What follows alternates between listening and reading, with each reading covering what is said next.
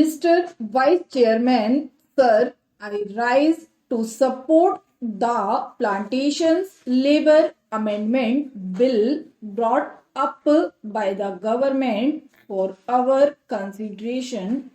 Sir, the said plight of millions of toiling people who sweat on various plantations in the country to earn valuable foreign exchange for us is really too much to be expressed in words. These workers live and work in most inhuman and pitiable conditions. These plantations include tea, coffee, cinchona, rubber, etc. And as we know, tea alone is one of the major foreign exchange earners of our country.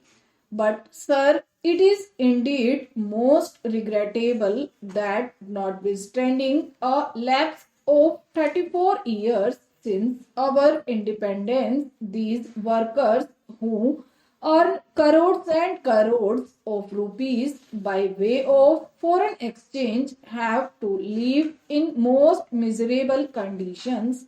They live in houses that are most insecure and collapse frequently, and when these workers die as a result of these collapses, their guardians or their dependents do not get even due compensation for the loss that they have to bear. Unhygienic living in distant and far-flung areas compounded with lack of medical and educational facilities make their life utterly miserable. These plantation workers have to live in abject poverty like slaves of their employers, and as we know, most of these plantations are still foreign-owned establishments, last vestiges of the colonial rule, the British rule, and as I said, it is a matter of deep regret for all of us that despite enacting an act, the Plantations Labor Act 1951, we have not yet been able to effect any improvement in their conditions. I think the employers alone are not responsible for their miserable condition. We are also as much responsible as they are, because although we could enforce the enactment and we could improve their conditions much earlier, we have failed in doing so. Sir, on the 9th May 1973, this House, the Rajya Sabha, decided that a joint committee should be appointed to look into the desired amendment and put up a draft as early as possible for our consideration. On the 26th May 1973, the Lok Sabha also adopted our resolution, our motion, with the result that a 45-member committee in which 15 representatives were from the Rajya Sabha and 30 from the Lok Sabha was appointed to look into the matter. This committee was to submit its report on the first day of the 85th session of the Rajya Sabha, that was in 1973.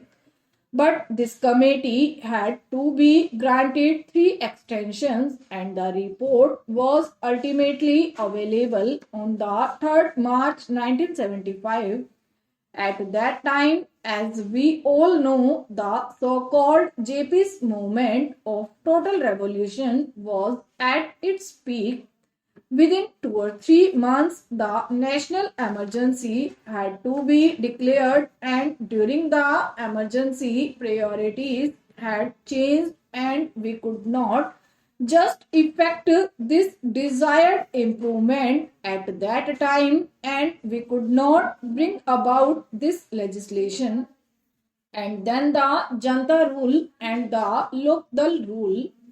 For 30 months they were in power, but they too, although they tried to pose to be the champions of the downtrodden and the workers, failed to deliver the goods, and that is why today we are going to consider the report of that committee that was presented to the government in 1975.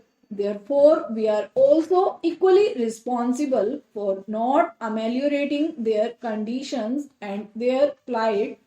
The committee had to consider 120 memoranda giving views and suggestions from various unions and associations, and 59 witnesses appeared before the committee, and that committee itself came to the conclusion that in various areas even the barest minimum facilities such as arrangement for supply of wholesome drinking water, latrines, urinals, provision of qualified doctors had not been provided, though these amenities are a must under the Act. The Act has been there, but we could not enforce it, we could not implement it only because the employers did not want it. They did not want to give to the workers due justice. Inadequacy of punishments that are awarded under the Act is one of the main impediments standing in the way of implementation of various welfare measures. Courts generally take a lenient view of the offences under the Act, and they let off the employers who are offenders with lighter punishment, which generally amounts to a fine of rupees 100. So the committee suggested amendment to section 36 of the Act. An employer is required to provide these workers living accommodation, but generally, in spite of the fact that the government gives loans and subsidies to the employers for construction of houses, progress in regard to these constructions is very poor.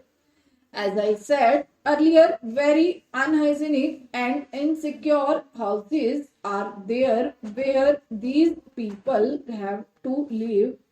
Even compensation to the workers in the event of house collapse is not given. Stop.